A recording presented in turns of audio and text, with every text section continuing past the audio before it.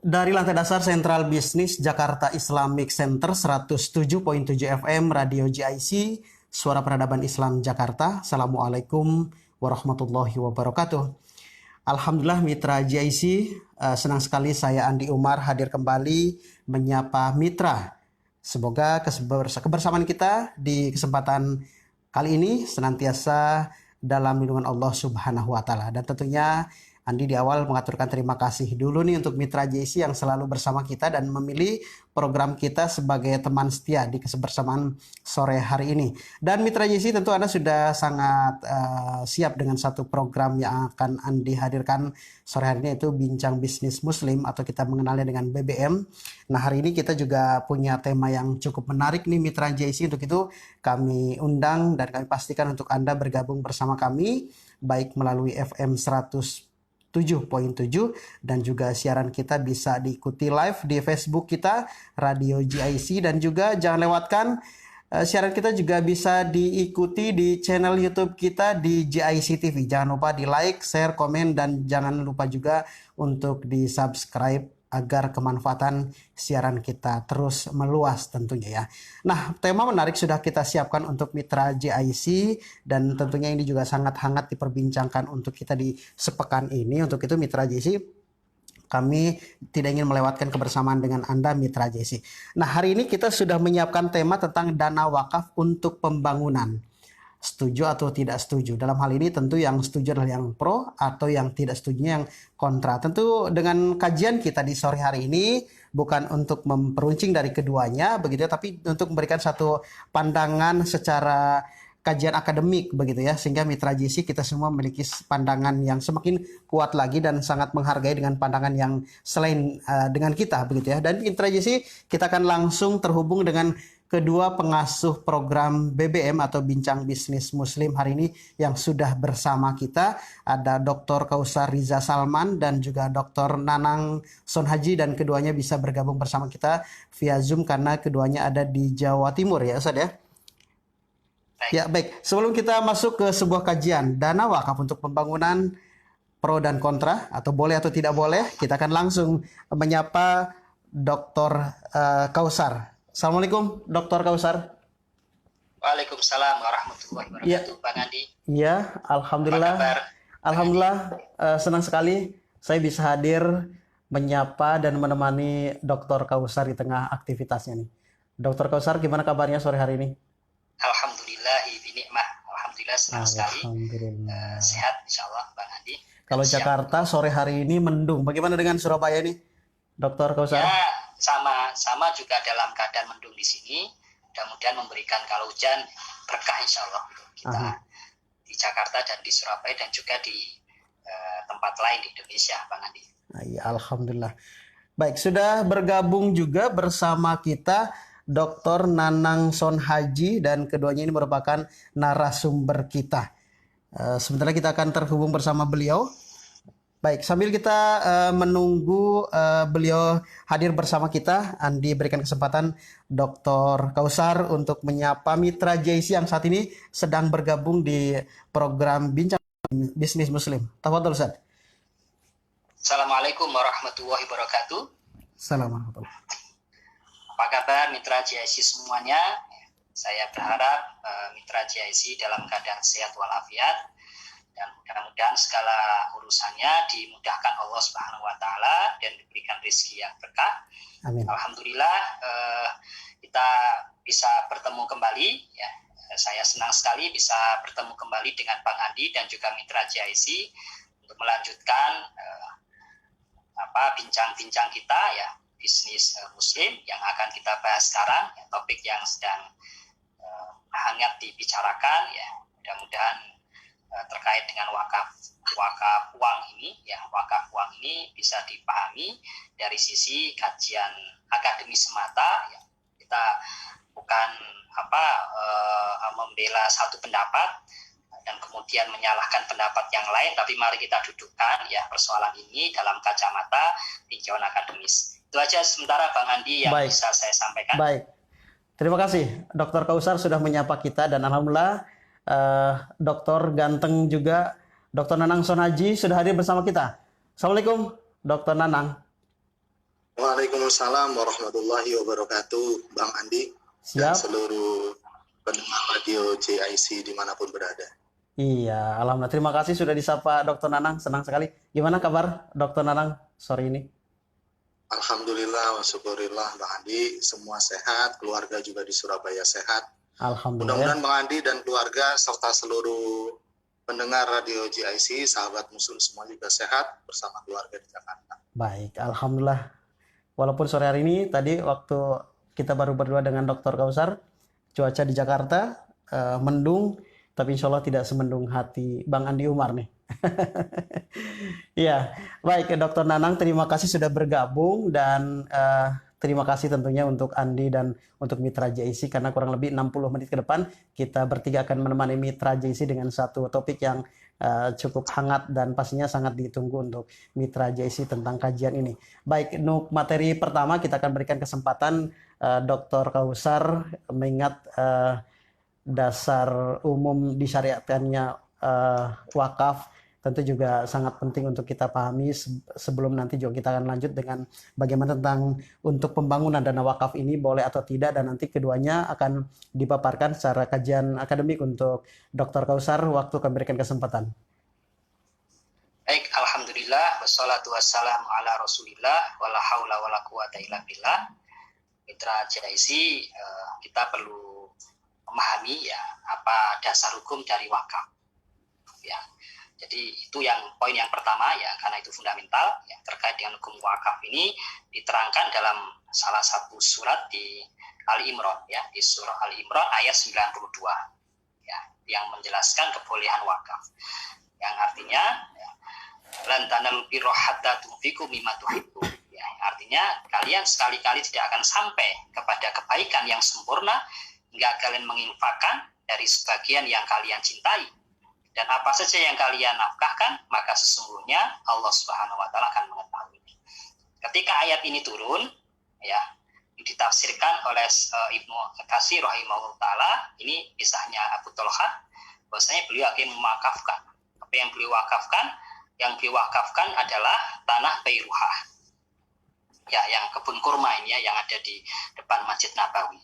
Itu yang pertama. Kemudian yang kedua, dalam sebuah hadis yang sahih yang diriwayatkan Imam Muslim ya, terkait dengan amalan-amalan yang akan terus menghasilkan manfaat ya kepada pembayarnya ya, pada wakif ya, yaitu dalam sebuah hadis yang diriwayatkan oleh Imam Muslim ya dari sahabat Abu Hurairah.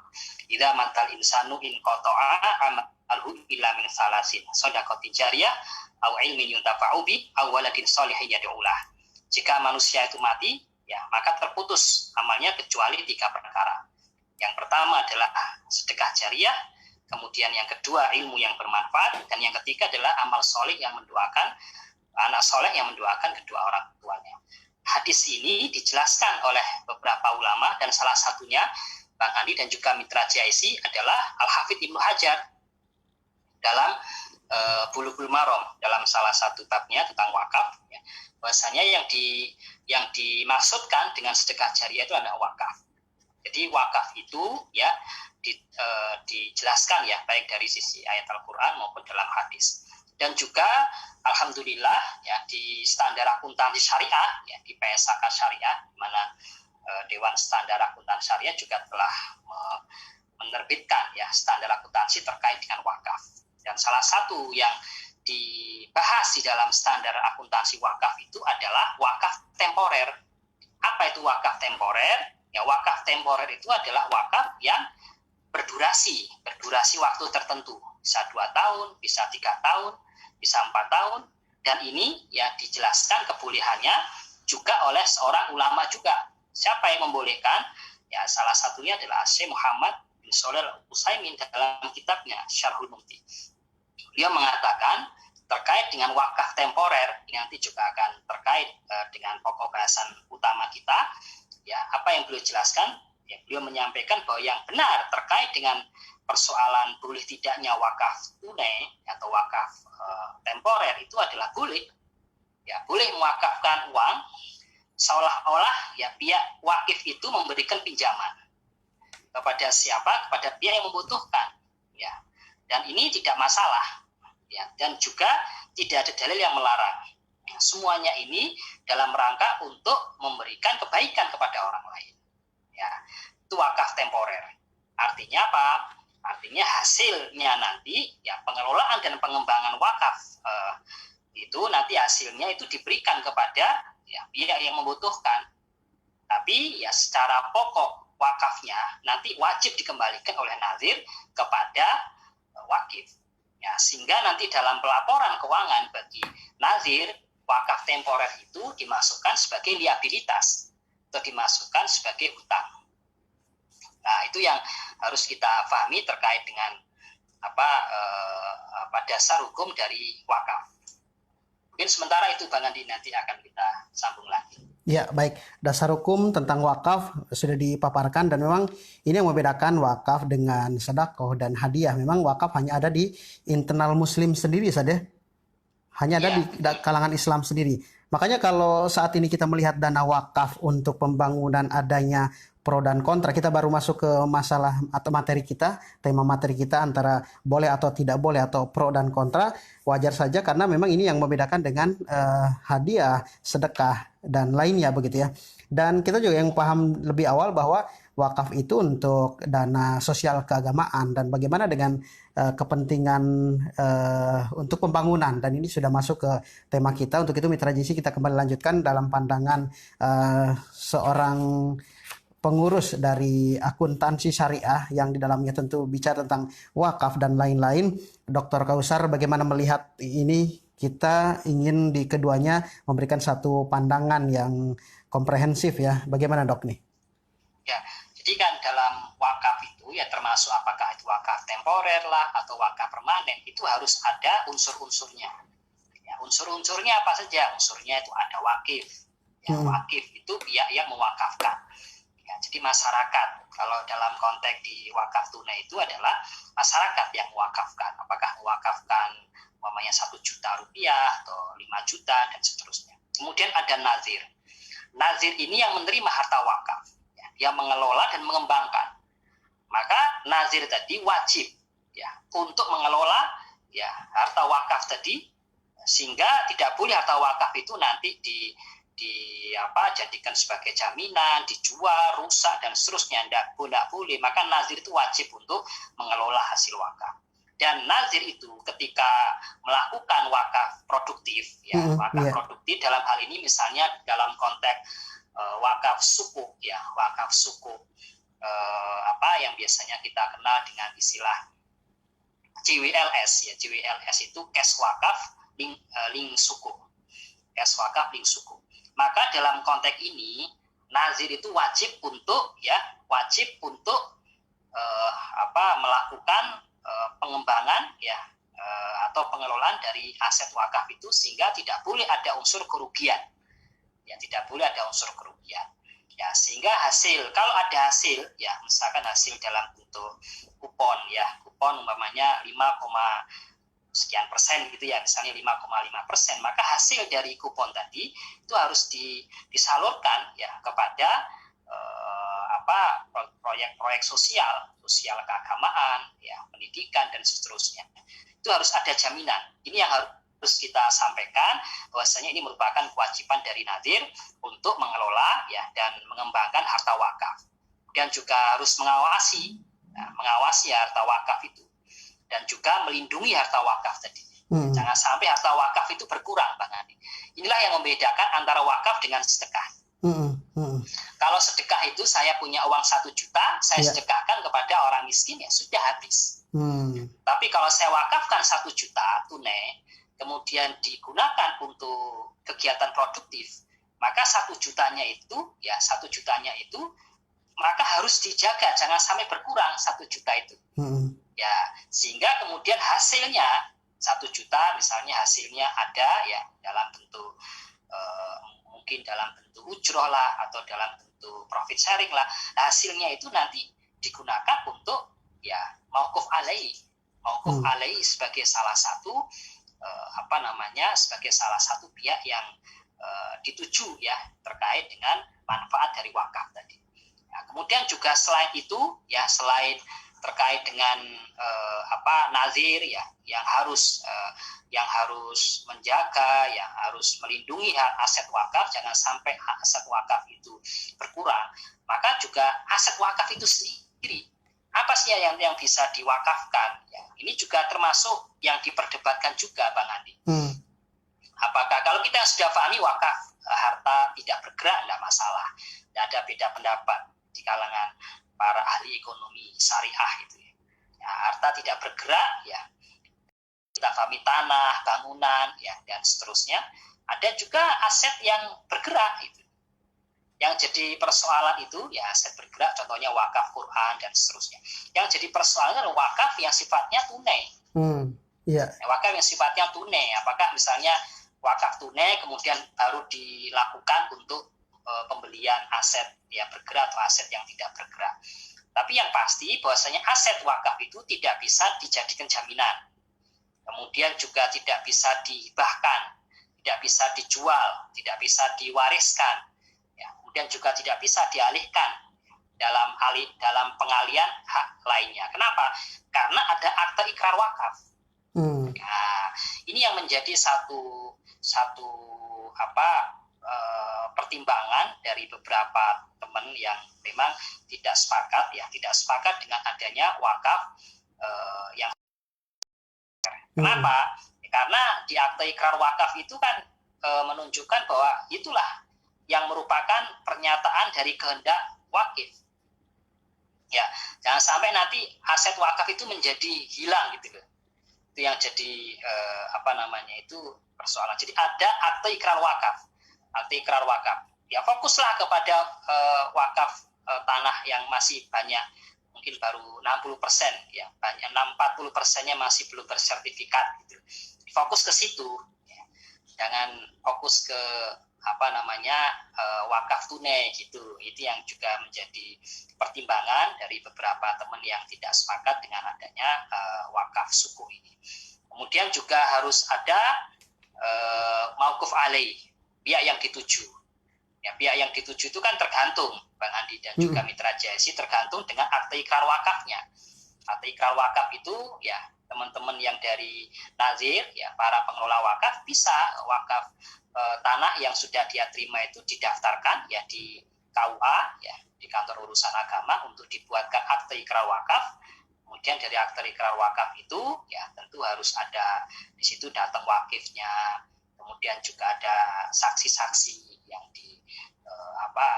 diminta untuk hadir ya. Setelah akte ikrar wakaf dapat ya, berarti secara hukum ya kendali hukumnya terpenuhi ya. Itu yang kemudian baru bisa diakui sebagai aset. Nah, sebagai aset dari sisi nadir ya. Tapi ini kita bicaranya dari sisi aset wakaf yang sifatnya tidak bergerak. Tapi untuk aset wakaf tunai itu kan tidak mensyaratkan harus ada akte ikrar wakaf. Itu yang jadi dasar yang harus kita pahami ya, berkaitan dengan wakif, ada nazir ya, kewajibannya apa ya, aset wakaf ya. Dari teman-teman yang memang kontra dengan dana wakaf untuk pembangunan itu ya, bukan maksudnya itu mereka tidak setuju, Bang Andi. Dan juga Mitra JSI, bukan berarti mereka itu tidak sepakat dengan itu dasar hukumnya, karena memang dasar hukumnya sudah mereka juga memahami bahwa itu boleh secara syariat. Ya, tidak ada yang dilanggar itu. Hanya teman-teman yang tidak setuju itu adalah harus hati-hati itu. Ya, nazir harus hati-hati, jangan sampai nanti wakaf yang diberikan oleh para wakif itu menjadi hilang atau menjadi tidak jelas. Gitu. Iya, ini yang cukup penting sepertinya saja. Nazir perlu adanya satu kehati-hatian gitu kan, karena penggunaan dana wakaf yang sudah diberikan para wakif ini harus dikembalikan begitu ya, karena ini nazir hanya sarana atau media yang perpanjangan tangan dari dana dari masyarakat umum. Nah, sepertinya nazir juga memerlukan satu kajian-kajian penting ketika menyiapkan dana pembangunan itu dalam hal apa. Nah, kira-kira kajian apa yang diperlukan oleh nazir sebelum nanti memutuskan bagi nazir akan mengalokasikan dana wakaf tersebut? Iya, jadi nazir itu ya harus berhitung ya secara jangka waktu. Jadi kalau misalnya wakaf temporer, ini yang dijual sekarang ini kan ada SWR 001 nih Bang Andi, sukuk wakaf retail. Sukuk wakaf retail ya, di mana ditawarkan kepada masyarakat. Ya, pada masyarakat. Ada yang melakukan sebuah kajian itu, ya umpamanya kalau 1 juta, ya mereka misalnya wakif itu berwakaf 1 juta. Iya. Katakan jumlah PNS itu ada 4,2 juta. Ya, jumlah PNS. Masing-masing berwakaf 1 juta. Akan terkumpul berapa? 4,2 triliun. Kemudian katakan pegawai BUMN berapa? Ada 2 juta. Ya, kira-kira 2 juta lah. Kemudian masing-masing berwakaf, ya kalau pegawai BUMN tentu lebih besar ya, 10 juta katakan. Maka terkumpul dana wakaf berapa? 20 triliun. Katakan misalnya wirausaha itu katakan misalnya berjumlah 8 juta, masing-masing 1 juta saja, terkumpul 8 triliun. Baik pegawai PNS, pegawai BUMN, dan juga wirausaha tadi akan terkumpul dana 2,2 triliun, 22,2 triliun. Itu sudah melampaui 20% dari potensi wakaf. Jadi potensi wakafnya sudah tercapai 20% dari potensi wakaf. Ini memang perhitungan secara matematis dari teman-teman kita di BWI ya, yang memang menggagas adanya cash wakaf link suku ini. Kalau disingkat JWLS ya. Dan itu sudah mendapatkan persetujuan ya dari Menteri Agama dan juga sekaligus Menteri Keuangan. Peluncuran SWR 001 itu. Nah, yang disikapi juga oleh teman-teman yang lain yang tidak setuju itu dengan konteks yang tadi yang saya sampaikan. Dan salah satu yang menarik itu adalah ya mereka memang yang kontra ini berfokus pada kelola dululah tanah wakaf di Indonesia itu. Tanah wakaf yang belum bersertifikat itu loh, 40%. Ya, jadi yang sudah bersertifikat kan baru 60%, yang belum bersertifikat 40%, baik yang turun-temurun lah atau yang baru itu yang belum bersertifikat. Ini yang diurus dulu. Sangat potensial. Ya. Potensial. TWI itu peraturan terkait dengan wakaf itu 2004 ya, nomor 40 ya, Undang-Undang nomor 41 tahun 2004 itu sudah jalan 16 tahun. Di BWI sendiri belum mandiri secara kelembagaan. Ini yang disikapi oleh teman-teman yang memang kontra, yang ingin BWI itu besarkan dulu. Kemudian tanah wakaf itu sertifikatkan dulu. Cara dari sisi cash wakaf di suku itu. Iya. Baik. Mungkin itu Bang Andi. Baik. Andi Umar mau ke Dr. Nanang nih. Dr. Nanang, kalau kita lihat lagi bahwa potensi wakaf itu yang cukup besar, baik itu barang tidak bergerak uang atau juga barang bergerak yang berupa uang, sehingga maklumlah kalau kita tergoda dari jumlah tersebut untuk segera, baik itu dalam hal pembangunan untuk sosial keagamaan yang lainnya. Nah, untuk contoh penggunaan dana wakaf untuk pembangunan ini sehingga memunculkannya adanya atau tidak atau pro dan kontra. Dr. Nanang melihatnya apa, Dok? Terima kasih Bang Andi Umar. Jadi memang menjadi suatu debatable ya, dana wakaf ini apa bisa digunakan untuk aktivitas pembangunan. Nah, sebelum saya menjawab itu, sebenarnya yang kita miliki dari pengelolaan dana wakaf di Indonesia, sekaligus tadi melengkapi apa yang dikatakan oleh Ustadz Kausar ya, benar sekali bahwa sebenarnya potensi kita itu menurut catatan Master Plan Ekonomi Syariah Indonesia tahun 2019 sampai tahun 2024 itu Bang Andi, tanah wakaf di Indonesia itu mencapai luasan sekitar 4,2 juta hektar. Wow. Nah, ini tentu tantangan bagi Nadir, memang dari sekian hektar ini apakah semuanya sudah memiliki legalitas formal. Ini penting sebelum kita bicara bagaimana memanfaatkan dana wakaf atau aset wakaf itu untuk pembangunan. Karena kita harus membereskan dulu urusan legal formalnya itu, Bang Adi. Sertifikatnya itu harus beres, itu harus tercatat dalam aktuaria negara, ya, dalam pertanahan negara itu harus tercatat. Nah, tantangan bagi teman-teman di sebagai nadir itu adalah mereka harus memiliki, ya, kemampuan untuk mengelola serta memanage bagaimana aset-aset wakaf itu secara hukum legalitas formalnya kuat. Itu dulu pertama, Bang Adi. Jadi saya sekaligus juga menghimbau dan mengajak kepada seluruh teman-teman nadir, mari bersama-sama untuk memperkuat serta mendata gitu ya aset-aset wakaf yang diamanahkan ke kita itu apakah sudah cukup legalitas formalnya itu, sehingga kemudian kita mengambil keputusan untuk bertindak lebih jauh atau menindaklanjuti dalam aktivitas pembangunannya. Nah, setelah itu kemudian memiliki legalitas formal yang cukup kuat, ya, sertifikatnya sudah lengkap, begitu Bang Andi. Ini penting Bang Andi karena tanah wakaf ini nanti bisa potensi menjadi polemik perdebatan antar keluarga, antar keluarga yang Mewakafkan. ahli warisnya itu kalau tidak memiliki legalitas formal yang kuat itu bisa menjadi polemik itu nanti. Jadi nanti apa yang diinginkan oleh si wakif menjadi sia-sia karena apa? Menjadi suatu keributan di keluarga itu sendiri. Makanya di sini Nadir punya tantangan untuk segera, ya, memperkuat legalitas formal dari aset wakaf yang diamanatkan oleh si wakif. Nah, contoh kemudian pembangunan apa yang bisa kita lakukan begitu Bang Andi di beberapa tempat itu ya seperti rekan-rekan yang bergerak dalam bidang sosial keagamaan itu, ya, para nadir itu mencoba mengelola aset wakaf ini menjadi aset wakaf yang produktif melalui pembangunan. Sebagai contoh misalkan saja ya, kalau misalkan wakafnya itu wakaf ternak itu banyak Bang di pedesaan-pedesaan ya, mungkin di Jawa Barat, di Jawa Timur itu banyak wakaf ternak.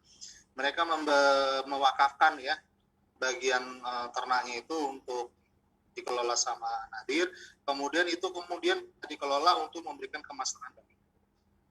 Kemudian yang kedua contohnya kalau kita punya tanah wakaf kemudian itu tidak memiliki daya fungsi yang optimal, maka di situ bisa dibangun dengan memanfaatkan dana wakaf tunai dalam bidang pendidikan. Karena apa? Pendidikan itu merupakan fondasi bagi kemajuan akhlak serta ilmu pengetahuan generasi kita. Nah, kemudian yang sekarang malah lebih lebih konkret lagi itu sekarang malah di bidang ekonomi Bang Andi. Di bidang ekonomi itu sekarang itu mereka malah membangun bisnis retail, ya, pengelolaan bisnis retail. Jadi dulu itu mulai rame itu bisnis dari pengelolaan retail menggunakan dana wakaf itu tahun 2016. Yeah. Ya memang awal-awal pertama kali tahun 2016 itu menjadi polemik. Maka ini diperbolehkan atau tidak? Kembali tadi apa yang disampaikan oleh Ustaz Kausar bahwa sebenarnya belum ada dalil yang kuat pelarangan terhadap pembangunan menggunakan dana wakaf. Nah, dengan menggunakan bisnis retail bisa memberikan kemanfaatan, kemaslahatan bagi umat yang lebih banyak begitu. Karena memang kalau misalkan dana wakaf ataupun aset wakaf itu tidak bisa kita optimalkan, itu nantinya akan menjadi beban buat nadir. Akan beban. Lahan kosong yang tidak dikelola itu akan menimbulkan biaya, Bang Andi. Bukan memperoleh pendapatan yang bisa digunakan umat, tetapi malah menimbulkan biaya yang membutuhkan dana dari umat. Ini kan menjadi kontraproduktif. Itu mungkin yang pertama yang bisa saya gambarkan ya, cerita konkret bagaimana wakaf itu kemudian bisa menjadi alternatif ya bagi kita untuk bisa memberdayakan sekaligus membantu kemaslahatan bagi umat. Terima kasih Bang Andi. Iya, iya. Nah, kalau bicara pemberdayaan umat gitu dari dana wakaf ini, kalau kita melihat sekali lagi di awal tadi bahwa wakaf itu kan sudah diatur syariatnya dalam Islam dan tidak ada di luar Islam. Nah, untuk penggunaan dana wakaf tersebut untuk prioritas kegiatan atau bisnis, apakah kegiatan tersebut yang harus orientasi yang hanya bisa dinikmati kalangan Muslim saja? Nah, bagaimana jika pembangunan tersebut juga prioritas kepada sarana yang tidak hanya kalangan Muslim yang bisa menikmati tersebut. Misal secara global ini infrastruktur misal itu kan tidak kalangan Muslim saja yang langsung menikmati. Nah, bagaimana sebenarnya kacamata dari Dr. Nanang nih? Ya, makasih Bang Adi. Jadi sekali lagi bahwa pemanfaatan itu adalah pemanfaatan untuk umat. Umat di sini tidak terbatas bagi saudara-saudara kita Muslim, tetapi juga buat saudara-saudara kita yang non Muslim. Iya. Mengingat apa? Karena Islam itu adalah rahmatan lil alamin. Kita ingin melakukan semua aktivitas itu ya dalam bingkai yang cukup murni, dalam bingkai yang cukup sejuk, yaitu rahmatan lil alamin. Nah, apapun yang kita lakukan gitu ya, kalau kemudian itu berimbas atau berdampak baik bagi umat yang lain, itu akan menjadi suatu nilai positif buat kita gitu ya, buat umat Muslim, bahwa sebenarnya umat Muslim itu ingin hidup damai gitu ya, ingin saling memberikan kemanfaatan bagi yang lain. Dulu di zaman Rasulullah SAW juga begitu. Rasulullah SAW itu dengan kaum-kaum kafir Quraisy itu tidak langsung kemudian Rasul itu marah begitu ya. Rasul itu tetap mengedepankan si akhlak yang baik. Artinya apa di sini? Bahwa Rasul itu mengajak semua umat itu untuk berdamai. Nah, dari situ ketika kemaslahatan itu juga bisa dimanfaatkan oleh saudara-saudara kita yang non Muslim, itu menjadi poin positif buat kita. Itu Bang Andi. Jadi tidak masalah Bang Andi. Ya, gitu. Justru kita malah senang gitu ya. Justru kita malah senang gitu kalau gitu. Artinya semakin luas kemanfaatan dari dana wakaf yang terkumpul begitu dari kalangan kaum muslimin sendiri begitu ya. Betul. Iya. Nah, kita ini balik lagi tentang legalitas formal nih. Nazir memang punya kewenangan ini untuk menyelamatkan yang diwakafkan oleh para wakif begitu ya, karena tidak saja dengan pihak ketiga yang nanti melakukan pembangunan yang diamanahkan oleh nazir atau badan wakaf, tapi dengan pihak yang mewakafkan.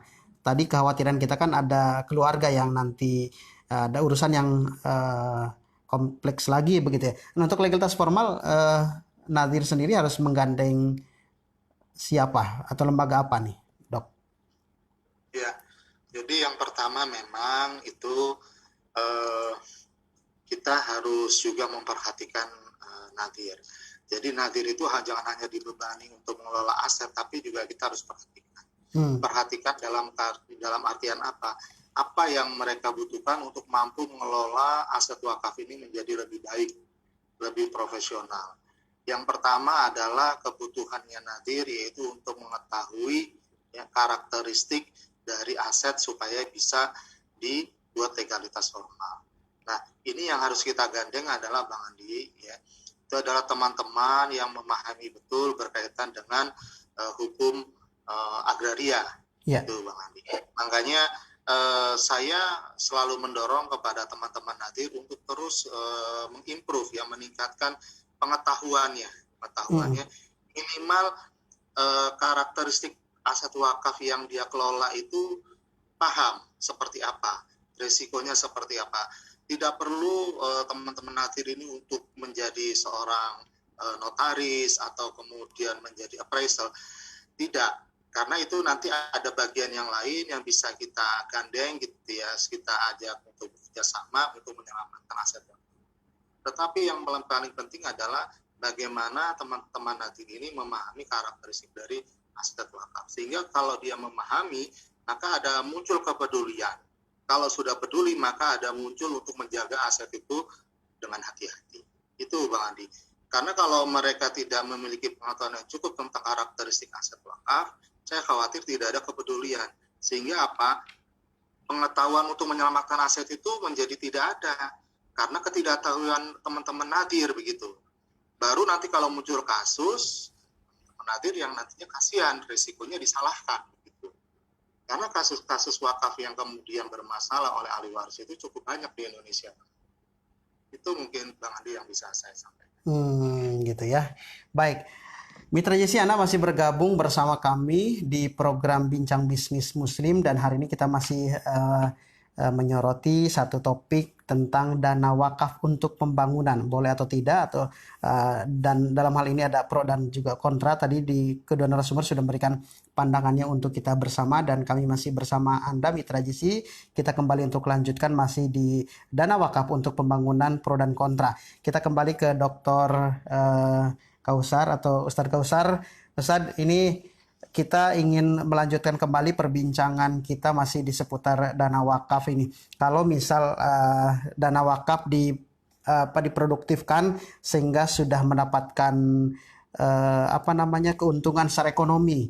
Nah, kira-kira ini kan dana, sekali lagi, dana masyarakat umum. Bagaimana cara pengembalian dari pelaksana dana wakaf tersebut, Dr. Kausar? Ya, baik. Jadi wakaf yang tadi kita bahas, ya, tadi juga disampaikan Dr. Nanang itu, ya, kita melihat ya peran penting dari nazir. Nazirnya harus amanah. Kalau memang wakaf tunai, itu ada wakaf tunai yang permanen atau wakaf tunai yang temporer. Harus jelas dulu di akad wakafnya itu apa. Kalau wakaf tunai kemudian dibelikan misalnya dibelikan mushaf, ya, atau digunakan untuk membeli lahan untuk memperluas masjid, atau dibelikan untuk tanah untuk pendidikan, tanah untuk rumah sakit, ya, tanah untuk dibelikan atau dibuatkan pasar nanti untuk kaum muslimin untuk meningkatkan perekonomian dari masyarakat, ya, maka itu sifatnya permanen. Ya, tapi kalau wakaf tunai itu sifatnya temporer, ya, seperti sekarang ini, ya, cash wakaf retail, ya, 001 ini jangka waktunya minimal 2 tahun, 5,5% per tahun. Siapa yang menerima manfaat, ya, mauquf alainya, ya, nanti ketika nazir menerima bagi hasil, maka itu nanti itu sesuai dengan peruntukannya apa. Misalkan peruntukannya untuk pembangunan di bidang pendidikan lah, atau kesehatan, atau apa, itu kan harus jelas itu.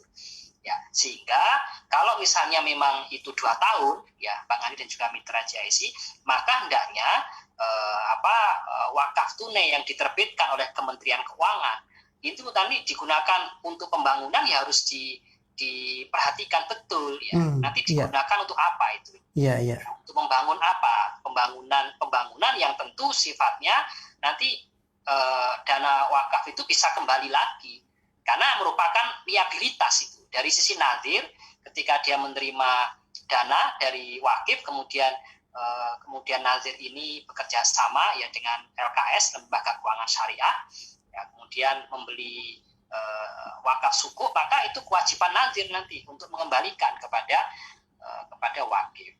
Itu yang harus diperhatikan. Dan juga kalau wakaf temporer, ya, wakaf temporer lah, dan juga tentu wakaf permanen, itu harus ada jaminan. Kalau memang yang menerbitkan itu adalah pemerintah, maka harus ada jaminan dari pemerintah untuk dari kerugian, harus ada jaminan. Nah, itu yang harus diperhatikan dari sisi jangan sampai, ya, aset wakaf itu menjadi nggak malah bertambah, Bang Andi, tapi malah berkurang. Kenapa berkurang? Ya, karena proyek-proyek pembangunan tadi ternyata rugi, gitu ya, atau tidak bisa dikembalikan, potensinya tidak bisa dikembalikan. Kenapa? Karena pembangunannya relatif panjang, ini jangka waktunya panjang untuk diterima hasilnya. Itu yang harus diperhatikan, ya, terkait dengan wakaf tunai yang sifatnya temporer, ya, agar aset wakaf itu, ya, tidak hilang. Jadi ini kewajiban dari nazir, amanah dari nazir, ya, untuk mengelola aset wakaf tadi. Ya, ya, tentu tadi, ya, sebagaimana sudah disampaikan Dr. Nanang, ya, dari satu sisi ada kewajiban, maka hak juga nazir, ya, berhak untuk mendapatkan imbalan yang wajar itu, imbalan yang berdasarkan pada kepatutan, sehingga mereka bisa ya aktivitas pengelolaan dan pengembangan ya sekaligus melindungi aset wakaf itu secara profesional. Dan termasuk ya nazir harus mampu untuk melaporkan. Ya, melaporkan kepada siapa ya? Kepada masyarakat, kepada wakif. Ya, bahwasanya aset wakaf yang dia kelola itu memang sudah dikelola dan dikembangkan secara benar sesuai dengan akta ikrar wakaf yang sudah sudah ada gitu ya di kantor urusan agama yang sudah diterbitkan. Yang penting intinya adalah bagaimana ya, apakah dalam bentuk aset, apakah wakaf itu tunai atau wakaf itu langsung dirupakan dalam bentuk benda bergerak ya, atau benda yang tidak bergerak itu sama, artinya diperbolehkan. Ya, hanya perlu kehati-hatian ya dalam pengelolaan ya wakaf tunai yang sifatnya temporer terutama. Kalau tadi diperlukannya jaminan, baik itu pemerintah ataupun swasta biasa, baik wakaf temporer ataupun wakaf permanen, biasanya jaminan itu ada nilai yang setara dengan si penerima manfaat tersebut atau gimana nih? Iya ya, jaminan harus mengcover seluruh kerugian tadi. Ya, mengcover seluruh kerugian, apa sebelumnya harus dicadangkan dulu ya. Jadi kalau kerugiannya berapa ya harus ditanggung oleh nazir yang nanti melakukan akad atau perjanjian dengan pemerintah, dalam hal ini dengan Kementerian Keuangan. Itu yang harus betul-betul kalau dalam konteks suku ini dan juga mungkin investasi yang lain, Bang Andi, untuk diperhatikan itu. Dan nanti sehingga kemaslahatan umat itu menjadi sebuah tujuan yang tidak bisa ditawar-tawar, karena itu sesuai dengan isi dalam pasal 34 Undang-Undang Dasar 45, bahwasanya fakir miskin dan anak-anak terlantar itu dipelihara oleh negara. Itulah yang merupakan sebetulnya entry point yang penting, bahwasanya dana wakaf itu ya yang digunakan untuk pembangunan, maka jangan sampai nanti menjadikan pemeliharaan kita terhadap fakir miskin dan anak-anak terlantar menjadi terabaikan karena digunakan untuk pembangunan. Iya. Itu yang menjadi arahan, sehingga jangan sampai nanti masyarakat yang akhirnya dirugikan. Gak masalah kalau misalnya nanti hasil dari wakaf tadi ya, karena memang wakif itu ketika dia sudah mewakafkan secara temporer, maka hasilnya itu dia tidak terima. Ya, dia nggak boleh menerima karena sudah dia wakafkan. Cuman karena temporer nanti akan kembali lagi uang tunai yang dia terima. Ya, atau kalau misalnya wakafnya permanen ya sudah, berarti dia sudah semuanya dia berikan, apakah dalam bentuk pokoknya yang sudah menjadi aset umat dan juga hasilnya nanti untuk kegiatan ya sosial, kegiatan pendidikan, masuk kegiatan di bidang kesehatan dan yang lain. Ya, melihat dana wakaf, tentu saja untuk keberlangsungan dan kemanfaatan yang semakin luas, kita tidak hanya menyoroti nazir. Kalau tadi beberapa hal kehati-hatian nazir diperlukan, tapi kalau kita saat ini memandang tentang si penerima manfaat nih, Dr. Kausar, kira-kira Dok punya saran apa? Karena tentu saja untuk keberlangsungan dana wakaf tersebut tidak terhenti di nazir saja ya, walaupun sudah cukup selektif merealisasikan dan sudah melaksanakan tugas-tugas lainnya, tapi si penerima manfaat pun juga harus memiliki kesiapan dari dana tersebut. Nah, bagaimana dokter, punya saran apa atau pesan apa untuk para penerima manfaat ini, Dok? Saya pikir kalau nazir itu adalah organisasi-organisasi yang sudah mapan ya, semacam lembaga amil zakat ya, dan juga wakaf yang di Muhammadiyah, kemudian yang di NU, dan juga lembaga-lembaga nazir lain, itu tentunya hasilnya nanti ya akan diperuntukkan kepada misalnya yang selama ini nazirnya sudah bergerak dalam dunia kesehatan ya, bisa dimasukkan ya atau diinvestasikan dalam rumah sakit dalam bidang kesehatan, atau bisa juga melalui pembangunan sekolah-sekolah ya nanti tentu bisa bermanfaat bagi masyarakat ya. Caranya apa ya? Tentu dengan biaya kesehatan yang murah, kemudian biaya pendidikan yang murah. Karena sebetulnya itulah yang diharapkan ya, kontribusi Nadir itu secara real kepada masyarakat itu adalah dengan rendahnya tarif ya, tarif ke dokter rendah, kemudian masuk ke sekolah juga rendah. Itulah sebetulnya wakaf seperti yang ada di Turki, di negara-negara yang sudah maju dalam pengelolaan dana wakafnya. Ya, itu kan secara langsung ya memberikan dampak kepada masyarakat. Iya. Dokter Nanang, kalau kita melihat untuk pembangunan produktif dari dana wakaf yang ada hari ini, karena tentu saja setiap masa tentu akan berbeda ke yang lebih prioritas ya. Prioritinya kalau hari ini, kalau Dokter Nanang melihat dana wakaf itu lebih idealnya di bidang apa saja nih hari ini agar impactnya benar-benar langsung terasa oleh masyarakat luas nih. Gimana, Dok? Ya, terima kasih Bang Andi. Jadi melanjutkan apa yang tadi sudah saya sampaikan, memang pengelolaan dana wakaf khususnya adalah wakaf tunai ini sangat berpotensi sekali kalau kita manfaatkan untuk pembangunan. Cuman kemudian kita harus paham betul pembangunan pada sektor apa yang memang nanti akan lebih banyak memberikan dampak penggandaan kemanfaatan buat umat.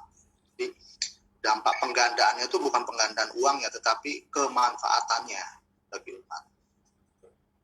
Yaitu saat ini Bang Andi ya, ini banyak model-model dalam bentuk kerjasama konsesi. Kerjasama konsesi ini memang kalau kita lihat ketika suatu infrastruktur real kemudian dibiayai oleh dana wakaf tunai, baik itu yang sifatnya nanti temporer maupun yang permanen. Cuman kalau permanen ini kan memang artinya si wakif memang nanti untuk selamanya itu tidak memperoleh pengembalian dari harta yang sudah diwakafkan. Nah, ini dalam pembangunan infrastruktur dalam bentuk konsesi ini sangat luar biasa menguntungkan buat Nadir dalam pengelolaan wakaf tunai. Kenapa? Karena dalam jangka panjang itu ada jaminan ya, yang sudah dihitung berdasarkan ilmu matematika atau ilmu konstruksi begitu ya, sehingga nanti akan memberikan tingkat pengembalian dalam jangka waktu tertentu ya, baik itu return on investasinya maupun return on asetnya. Nah, setelah itu maka itu akan menjadi penghasilan bagi Nadir yang nantinya itu bisa dimanfaatkan untuk pemberdayaan umat pada sektor yang lain. Misalkan apa? Yaitu pemberdayaan bagi pelaku usaha UMKM bisnis muslim. Jadi pemanfaatan dana wakaf yang seperti inilah yang sebenarnya yang kita harapkan, yaitu ada penggandaan kemanfaatan gitu ya. Jangan sampai dana wakaf itu kemudian berhenti di Nadir, kita tidak mampu mengelola. Tantangannya di Indonesia itu Bang Andi, untuk wakaf ini kita masih sering berkutat dari segi hukum fikih atau muamalah. Tetapi sebenarnya tantangannya itu justru adalah bagaimana manajemen perwakafan yang tadi saya sampaikan. Tantangannya ke sana. Padahal seharusnya kan wakaf itu bisa dijadikan sebagai sumber dana dan aset ekonomi yang senantiasa dapat dikelola secara produktif dan memberi hasil kepada masyarakat. Ini kan yang sebenarnya yang kita harapkan dari pengelolaan dana wakaf. Itu Bang Andi. Luar biasa dana wakaf di Indonesia itu. Kalau menurut catatan itu hampir 40 triliun itu ada dana wakaf yang siap. Tapi kita masih belum tahu real bagaimana manajemen pengelolaan dana wakaf itu. Nah, ini yang menjadi tantangan kita. Ada tantangan dan PR bagi kita untuk dari realisasi dan potensi yang ada ini berimbang begitu, Dr. Nanang dan juga Dr. Kausar. Baik Mitra JC, tersisa beberapa menit ke depan, Mitra, di kebersamaan kita di BBM sore hari ini. Untuk itu waktu tersisa ini mari kita berikan kesempatan dari kedua narasumber ini memberikan satu catatan akhir tentunya untuk kita bersama sebagai sebuah kesimpulan dari apa yang dipaparkan oleh keduanya. Pertama kita berikan kesempatan Dr. Kausar mungkin punya catatan akhir untuk Andi dan juga untuk Mitra JC di tema yang sangat menarik ini. Baik, Mitra JIC yang dirahmati Allah Subhanahu wa taala, apa yang sudah kita bahas dan kita diskusikan hari ini itu sangatlah penting sekali ya. Karena ini harusnya melampaui ya, pro dan kontra. Kenapa? Karena memang apapun ya itu seringkali muncul pro dan kontra, ya, ada yang setuju dan tidak setuju. Tapi marilah kita jadikan ini ya, momen ini adalah momen untuk saling menguatkan. Yang pro ya melihatlah yang kontra itu sebagai masukan ya, jangan dianggap itu sebagai musuh. Jadikan yang kontra itu sebagai masukan. Oh, masukannya harus ada jaminan, oh masukannya aset wakaf itu harus dikelola dengan baik, nggak boleh turun. Oh, masukannya adalah sertifikatkan dulu tanah-tanah yang ini ya. Itu masukan-masukan yang saya rasa juga masukan yang sangat baik untuk dilakukan secara bersamaan ya, baik dari sisi lakukan cash wakaf itu ya dengan cara yang amanah dan profesional, dan kemudian juga tampung itu masukan-masukan dari teman-teman yang tidak setuju. Ya, melampaui dari itu adalah kalau tadi Dr. Nanang menyampaikan terkait dengan manajemen wakaf, saya ingin melihat pada akuntansi wakaf, Bang Andi. Ya, teman-teman Nazir, ya marilah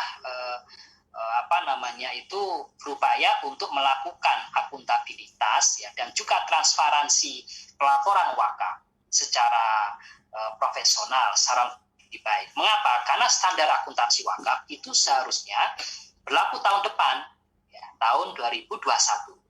Ya. Padahal Undang-Undang Wakaf itu sejak tahun 2004. Jadi 16 tahun ini pelaporan keuangan memang belum wajib, Bang Andi. Tapi nanti tahun depan 2021 sudah harus mulai diberlakukan.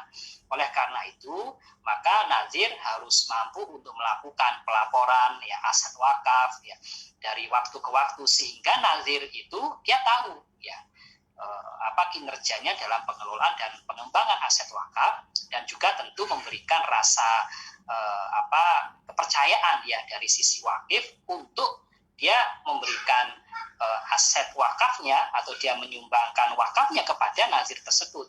Karena apa? Karena profesional dalam melakukan pelaporan keuangan wakaf. Gabungan dari manajemen dan juga akuntansi wakaf yang profesional tadi diharapkan nazir bisa lebih maju ya, dan tentu akan bisa menggali banyak potensi wakaf dari masyarakat. Itu yang bisa saya sampaikan, Bang Andi. Baik, Dr. Nanang, Dr. Kausar, terima kasih. Dr. Nanang, waktunya kami berikan kesempatan untuk dokter memberikan catatan untuk kita di ujung kebersamaan ini. Baik, terima kasih Bang Andi dan seluruh pendengar radio JIC dimanapun berada, saudara-saudara muslim saya. Jadi ketika kita bicara tentang pengelolaan wakaf ini, alhamdulillah mudah-mudahan para wakif ini terus bersemangat ya mewakafkan hartanya, kemudian juga para nadir ini terus bersemangat terus memperbaiki pengelolaannya, dan kita gitu ya para praktisi dan akademisi ini terus mendampingi para wakif maupun para nadir ini untuk senantiasa agar mereka ini menjadi mudah dalam melaksanakan apa yang diinginkan. Wakif menginginkan untuk mewakafkan hartanya, nadir menginginkan untuk mengelola secara amanah dari apa yang diamanahkan oleh wakif. Itu Bang Andi. Kemudian yang kedua, catatan dari saya adalah bahwa pengelolaan wakaf untuk pembangunan ini jangan lagi kita perdebatkan sebagai suatu polemik yang saling menyerang, ya, yang saling menjatuhkan dan berupaya untuk mencari dalil pembenaran dan dalil yang tidak dibenarkan, tetapi kita coba berpikirnya lebih terbuka bahwa semuanya itu mengarahnya adalah bagaimana kita bisa memberikan hal yang terbaik bagi umat. Itu Bang Andi. Ya, baik. Terima kasih Dr. Nanang waktunya untuk Andi Umar dan Dimitra JC. Terus untuk ilmunya sore hari ini. Dr. Kausar juga terima kasih sudah bergabung untuk Andi dan juga Mitra JC di sore hari ini. Mudah-mudahan kalau Andi katakan ini catatan sore ini bermanfaat untuk seluruh Mitra JC.